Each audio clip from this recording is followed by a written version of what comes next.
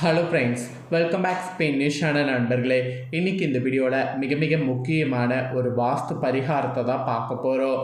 So பார்க்குறதுக்கு முன்னாடி என்ன வாஸ்து பரிகாரங்கிறத ஃபஸ்ட்டு இன்ட்ரோவில் ஷேர் பண்ணுறேன், வாங்க பார்ப்பீங்க.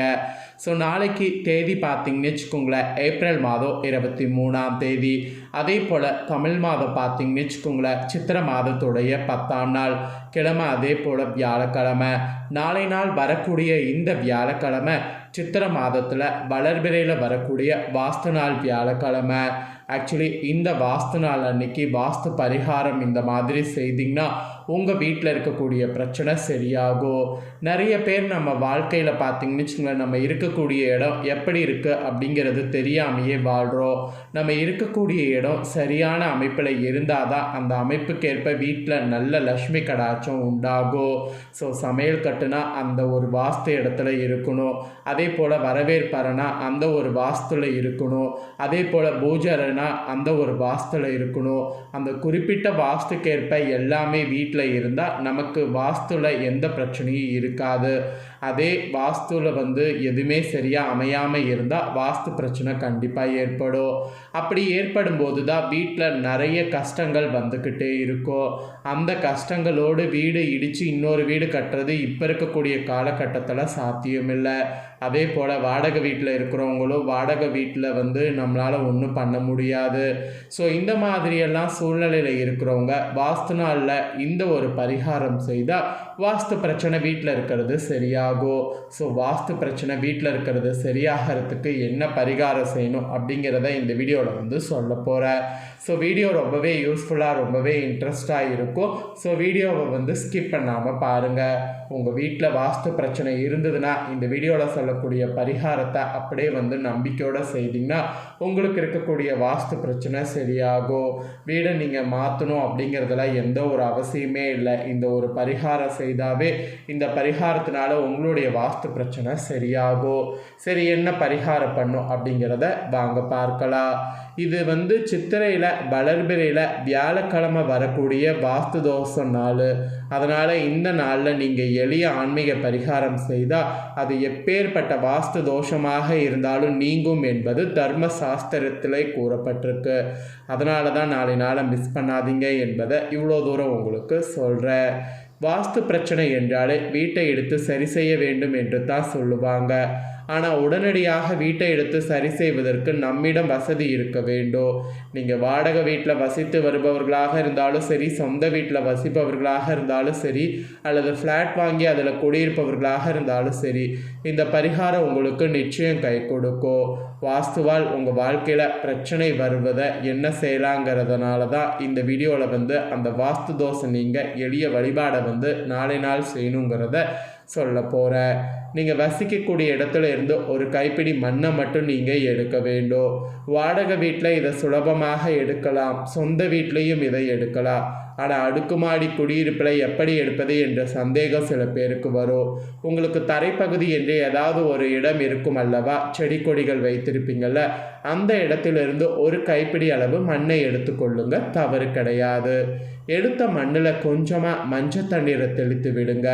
அப்புறம் பூஜரையில் ஒரு தாம்பழத்தட்டில் இந்த மண்ணை கொட்டி பரப்புங்க. அதன் மேலே ஒரு மண் அகல் விளக்கு வைத்து சுத்தமான நெய் ஊற்றி பஞ்சு திரி போட்டு விளக்கை ஏற்றி வைத்து விடுங்க. குலதெய்வத்தை முதல்ல மனதார பிரார்த்தனை செய்து விடுங்க. அதன் பிறகு வாஸ்து பகவானை மனதார நினைத்து கொண்டு, வாஸ்து பகவானே எங்கள் குடும்பத்திற்கு எந்த பிரச்சனையும் வரக்கூடாது. தெரிந்தோ தெரியாமலோ இந்த வீட்டில் வாஸ்து எங்களுக்கு சாதகமாக அமையவில்லை, அதை நீதான் சாதகமாக அமைத்து தர வேண்டும் என்று மனவுருகி பிரார்த்தனை செய்து ஓம் வாஸ்து பகவானே போற்றி என்ற மந்திரத்தை 108 முறை சொல்லி ஏதாவது ஒரு பிரசாதம் வைத்து கற்பூர ஆரத்தி காண்பித்து பூஜையை நிறைவு செய்து கொள்ளுங்க. வீட்டில் தலைவன் அல்லது தலைவி யாராவது ஒருவர் இந்த பூஜையை வீட்டில் செய்ய வேண்டும். வீட்டில் இந்த மாதிரி பூஜை செய்யும்போது அது நம்பிக்கையோடு செய்யணும். அப்புறம் அந்த மண்ணை அடுத்தடுத்து பார்த்திங்கன்னு வச்சுக்கோங்களேன், நீங்கள் பூஜையிலேயே இருக்கிற மாதிரி பார்த்துக்கோங்க. ஸோ வாஸ்துவால் ஏற்பட்ட தோஷம் விலகிற வரைக்கும் அது பூஜையிலே இருக்கட்டும். பிரச்சனைகளை கொடுத்து வந்த வாஸ்து பகவான் நிச்சயம் உங்களுடைய பிரச்சனைகளை தீர்த்து வைப்பார். இப்படி பூஜை செய்த மண்ணை ஒரு மஞ்சள் துணியில் முடிந்து நிலைவாசல் படியிலையும் கட்டுங்க, இல்லை பூஜையிலே வைங்க. நான் சொன்ன மாதிரி பூஜையை வீட்டில் செய்து முடித்து பாருங்கள். உங்கள் வீட்டுக்கு கண்டிப்பாக வாஸ்து பிரச்சனை சரியாகும். ஸோ இந்த வாஸ்து பிரச்சனை சரியானதுக்கு பின்னாடி நீங்களே நம்புவீங்க, ஓ இந்த மாதிரியெல்லாம் இருக்கா அப்படின்ட்டு. ஸோ நாளை நாள் வளர்பிறையில் வரக்கூடிய வியாழக்கிழமை. ஸோ குரு பகவானுக்கு உகந்த நாள் வியாழக்கிழமை. இந்த வியாழக்கிழமை வாஸ்து நாளாக வந்திருக்கிறதுனால இந்த பரிகாரம் செய்தால் உடனடியாக பலன் கிடைக்கும் என்பது கூறப்படுது. அதனால தான் இந்த பரிகாரத்தை இவ்வளோ நேரம் உங்களுக்கு தெளிவாக ஷேர் பண்ணேன். இப்போ நெக்ஸ்ட்டு உங்கள் ராசிக்கு வாஸ்து நாளை முன்னிட்டு கிரகங்களால் என்ன பலன் கிடைக்கும் அப்படிங்கிறத சொல்ல போகிறேன். உங்கள் ராசிகளுக்கு நாளை நாள் என்ன பலன் கிடைக்கும் அப்படிங்கிறத தெரிஞ்சு அந்த பலன்களுக்கேற்ப நடந்து பலன் பெறுங்க. ஃபஸ்ட்டு மேஷராசி. மேஷராசிக்கு வெற்றி வாகை சூடுவீங்க. வேலையிலும் வியாபாரத்திலும் சுறுசுறுப்பாக செயல்படுவீங்க.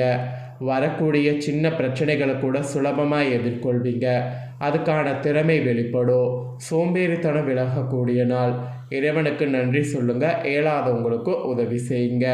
ரெண்டாவது ரிஷபராசி. ரிஷபராசியை பொறுத்தவரை கொஞ்சம் மனக்கவலை இருக்கும், சிந்தனை இருக்கும், தேவையற்ற குழப்பங்கள் வரும். வேலையில் வியாபாரத்தில் நிதானம் தேவை.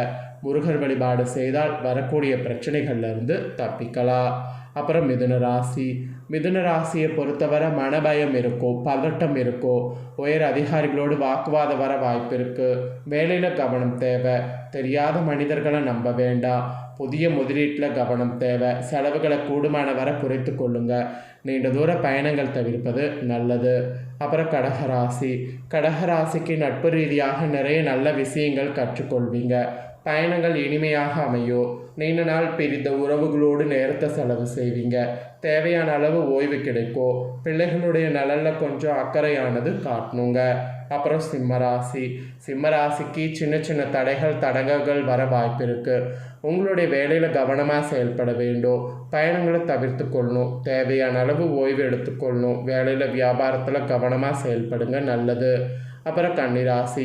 கன்னிராசியை பொறுத்தவரை மன மகிழ்ச்சியாக இருக்கும். சந்தோஷம் இரட்டிப்பாகும். புதிய முதலீடுகள் பெரிய அளவு லாபத்தை கொடுக்கும். காதல் கைகூடும். திருமண வரை செல்லும். வேலையில் இருந்து வந்த நீண்ட நாள் பிரச்சனைகள் சரியாகும். காரிய தடை விலகக்கூடிய நாள். அப்புறம் துளாராசி. துலாம் ராசியை பொறுத்தவரை சுறுசுறுப்பு தேவை. தாமதமாக எந்த வேலையை துவங்கக்கூடாது. எந்த முக்கியமான வேலையாக இருந்தாலும் 1 மணி நேரத்திற்கு முன்பாக அந்த இடத்திற்கு சென்று விடுங்க. குழந்தைகளுடைய ஆரோக்கியத்தில் கவனம் செலுத்துங்க. தேவையான அளவு ஓய்வு எடுத்துக்கோங்க.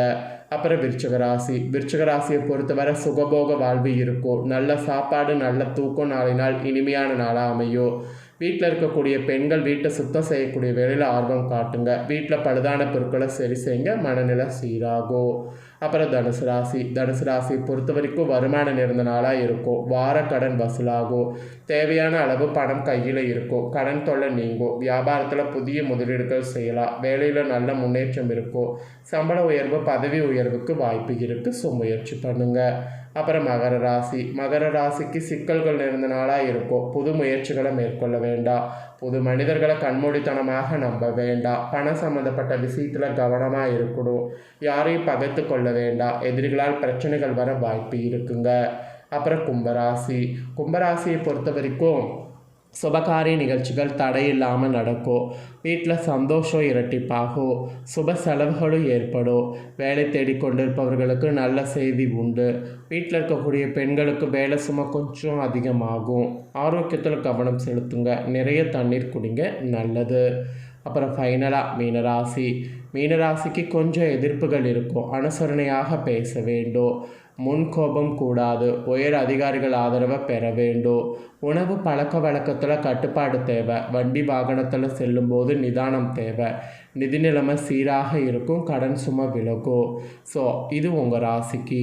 ஸோ இந்த மாதிரி 12 ராசிக்குமே வாஸ்து நாளில் 4 நாள் கிரகங்களால் என்ன பலன் கிடைக்குமோ அதையும் இந்த வீடியோவில் ஷேர் பண்ணிட்டேன். ஷேர் பண்ணதை தெரிஞ்சிருப்பீங்க. தெரிஞ்சதுக்கேற்ப நடந்து பயன்பெறுங்க. மெயினாக வீட்டில் வாஸ்து சரியில்லைங்கிறவங்க வாஸ்து பிரச்சனையை சரி பண்ண நாளை பயன்படுத்தி நான் சொன்ன மாதிரி மண்ணை வைத்து பரிகாரத்தை செய்ய மறக்காதீங்க. உங்கள் வீட்டில் வாஸ்து பிரச்சனை சரியாக உங்களுக்கு கிடைச்ச வாய்ப்பை கரெக்டாக மிஸ் பண்ணாமல் பயன்படுத்திக்குங்க. ஸோ இந்த வீடியோவை நீங்கள் பார்த்து பயனடைகிறது போல் உங்கள் ஃப்ரெண்ட்ஸ் ஃபேமிலியில் இருக்கிறவங்களும் பார்த்து பயன்பெறணும்னு நினச்சிங்கன்னா வீடியோ லைக் பண்ணி உங்கள் ஃப்ரெண்ட்ஸ் ஃபேமிலிக்கு ஷேர் பண்ணுங்கள். உங்கள் ஃப்ரெண்ட்ஸ் ஃபேமிலியில் இருக்கிறவங்களும் வீடியோ பார்த்து பயன்பெறட்டும். இதே போல் புதிய அப்டேட்டான நிறைய வீடியோ நம்ம சேனலில் போடப்படும். அதே எல்லாமே உடனுக்குடனே தெரிந்து கொள்ள மறக்காமல் நம்ம சேனலை சப்ஸ்கிரைப் பண்ணுங்கள். கூட பெல் பண்ண ப்ரெஸ் பண்ணுங்கள். ஃபஸ்ட் டைம் பார்க்குறவங்க சப்ஸ்கிரைப் பண்ணி பெல் பண்ண ப்ரெஸ் பண்ணிட்டீங்கன்னா இனி நான் போகிற மற்ற அப்டேட்டான எல்லா வீடியோஸும் உடனுக்குடனே தெரிந்து கொள்ளலாம். ஸோ மறக்காமல் பண்ணுங்கள். நெக்ஸ்ட் இதே போல் சுவாரஸ்யமாக வேறொரு வீடியோவில் உங்களை சந்திக்கிறேன். நன்றி.